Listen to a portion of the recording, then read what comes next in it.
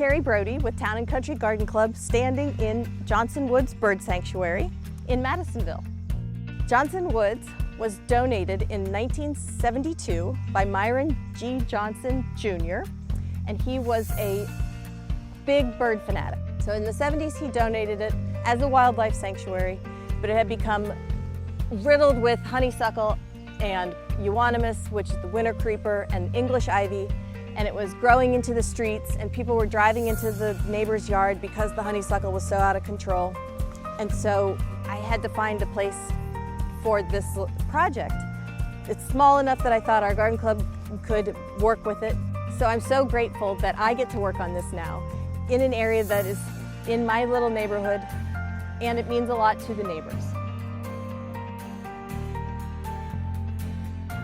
Town and Country Garden Club is a member of the Garden Club of America, and in the early 90s they started a program called Partners for Plants, which works to remove invasive plants and put in natives and work with professionals on public land.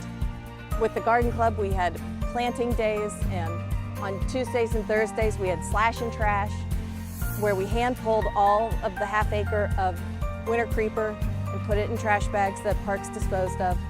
And we left a majority of the honeysuckle that had been cut to be composted eventually and act as wildlife habitats for birds and bunnies and little mammals to hide from the birds and hawks that have also moved in around the neighborhood.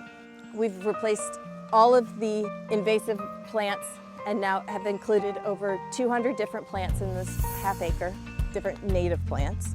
We've added at least 131 trees, new trees, over 2,000 plant little plugs, starts, and we've tried to develop a adopt-a-plot program so that neighbors can take on little sections and be in charge of keeping the invasive plants out.